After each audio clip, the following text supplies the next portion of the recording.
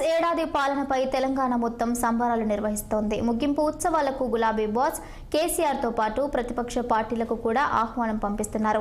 మరొక వైపు ఈ నెల 9న ముగింపు ఉత్సవాల సందర్భంగా సచివాలయంలో తెలంగాణ తల్లి విగ్రహాన్ని ఏర్పాటు చేస్తున్నారు. సీఎం రేవంత్ రెడ్డి తెలంగాణ తల్లి విగ్రహాన్ని ప్రారంభిస్తారు.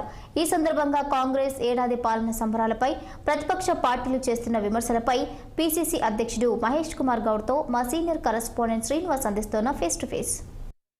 ప్రభుత్వం ఏర్పడి ఏడాది కాలం పూర్తవుతున్న సందర్భంగా కూడా ఘనంగా కాంగ్రెస్ సంబరాలు చేస్తుంది. అయితే ఒకవైపు కాంగ్రెస్ సంబరాలు చేస్తుంటే మరొక వైపు ఏం సాధించింది, దగా మోసం తప్ప ఈ 10 నెలల కాలంలో ఏడాది కాలంలో అంటూ కూడా ప్రతిపక్షాలు విమర్శిస్తున్నాయి. దీనికి సంబంధించి మనతో మాట్లాడడానికి పీసీసీ అధ్యక్షుడు మహేష్ కుమార్ గౌడ్ ఉన్నారు. సార్ చెప్పండి సార్, మీరు ఏడాది కాలంలో అన్ని ఇచ్చిన హామీలన్నీ నెరవేర్చామని చెప్పేసి మీరు సంబరాలు చేస్తారు, కానీ అంతా 10 నెలల కాలంలో ఇచ్చిన హామీలు ఒక్కటి నెరవేర్చలేదు, దగా మోసం చేసిందని ప్రతిపక్షాలు ఆరోపిస్తున్నాయి. ఏం చెప్తారు? వారు దగా అన్నా మోసం అన్నా ప్రజలకి ఫలాలు చేరుతున్నాయా లేదనేది ముఖ్యం.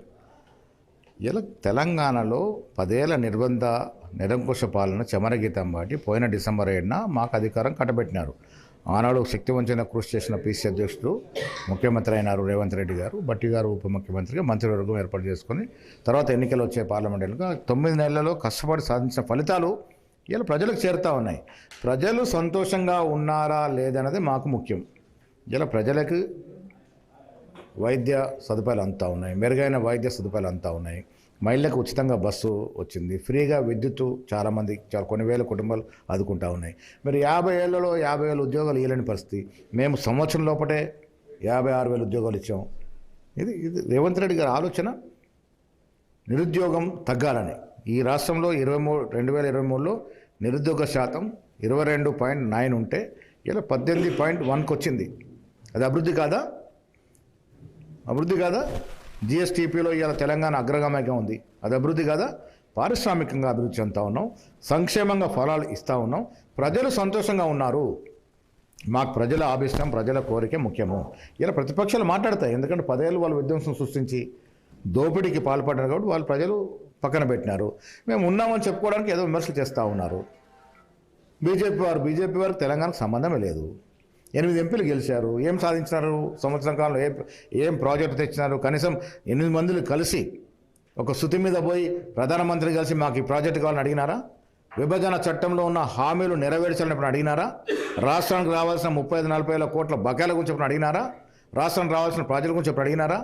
ఏది అడగకుండా ఇలా తెలంగాణ వచ్చి మాట్లాడతామంటే ప్రజలు జీర్ణించుకు పరిస్థితులు లేరు. మీరు విజయోత్సవ సభలు మీరు నిర్వహిస్తుంటే కాంగ్రెస్ 6 అబద్ధాలు 66 మోసాలు చేసింది, 24 గంటలు 24/7 దగా అంటూ కూడా బీజేపీ సభ నిర్వహిస్తుంది. ఈరోజు మీరు ఇక్కడ ముగింపు సభలు నిర్వహిస్తున్నారు. అంత ఖర్చు పెట్టి మీరు సభ ఎందుకు నిర్వహిస్తున్నారు? నేరుగా రండి, మీరు కేంద్రంలో మంత్రులు ఉన్నారు కదా, మేము కూడా మంత్రులు వస్తాం, నేరుగా చర్చ పెట్టుకుందాం. 10 ఏళ్లలో జరిగిన అభివృద్ధి సంవత్సర కాలంలో జరిగిందా లేదా? ప్రభుత్వం ఏర్పడ్డాక ధర్నా చౌక్ అనేది చేసారు, ప్రజలకు స్వేచ్ఛగా పాలన అందిస్తున్నామంటారు. కానీ బీఆర్ఎస్ మాత్రం తెలంగాణలో నిర్బంధ పాలన కొనసాగుతుంది. నిర్బంధంగా అంటే సభల సమావేశాలు ఏర్పాటు చేసినప్పుడు ముందస్తు అరెస్ట్ చేయాల్సిన అవసరం ఏంటి? నేను మీ ద్వారా వారిని అడుగుతున్నా, ఎక్కడ నిర్బంధం ఉంది? నిర్బంధం అంటే ఏంటి? నిర్బంధం అంటే మనం సిరిసిల్లపై చర్చ జరుపుకుందాం.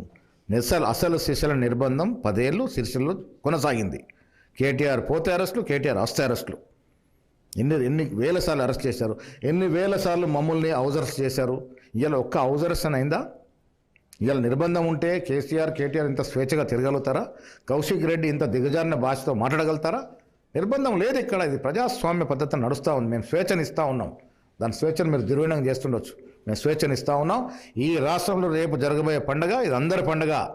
రైతులు, కార్మికులు, కర్షకులు, విద్యార్థులు, యువకులు అందరూ జరుపుకున్న పండుగ. మీరు కూడా భాగస్వామ్యం కావాలని మా ముఖ్యమంత్రి కోరారు. రండి. బీఆర్ఎస్ 10 ఏళ్ళ నుండి తెలంగాణ తల్లిని పట్టించుకోలేదని చెప్పేసి ఆరోపిస్తూ కూడా మీరు తెలంగాణ తల్లిని నిరూపించారు. కానీ చేయి గుర్తు అదేవిధంగా తెలంగాణ తల్లి అసలు మనది ఆశీర్వాదం అనేది ఎలా ఉంటుందో ఆ రకంగా ఉంటుంది. తెలంగాణ తల్లిని ఒక దేవత రూపంలో చూసుకుంటా ఉన్నాము. నిండు తెలంగాణ సంస్కృతి ప్రతిబింబించే విధంగా తెలంగాణ తల్లి ఉంది. దాన్ని ఏదో తప్పుదా బట్టి అనవసరం రాద్ధాంతం చేసే ప్రయత్నం చేస్తున్న మీకు నేను మీ ద్వారా వారిని అడుగుతా ఉన్నా. మేము ఇలా తెలంగాణ తల్లి విగ్రహాన్ని ఆవిష్కరిస్తాం. సంవత్సరమైంది మేము అధికారంలోకి వచ్చి. మీరు 10 ఏళ్ళు ఏం చేశారని అడుగుతా ఉన్నా. ఎందుకు తెలంగాణ తల్లి మీద మీకు ధ్యాస రాలే? ఎందుకు పట్టించుకోలే? చివరికి చెప్పండి, మీరు పిసిసి అధ్యక్షుడు 3 నెలలు అవుతుంది. ఇప్పటి వరకు ఏదైతే ఇటు కార్పొరేషన్లు కావచ్చు, అదేవిధంగా పీసీసీ పదవులు కావచ్చు, కార్యవర్గం కావచ్చు, లేట్ కావడానికి కారణం ఏంటి? ఎందుకు చేయట్లేదు?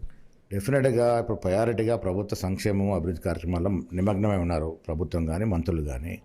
కొత్త వెసులుబాటు ఉంది. ఇప్పుడు వీలైనంత త్వరగా కార్యవర్గం కానీ మిగతా కార్పొరేషన్ నియామకం జరుగుతుంది.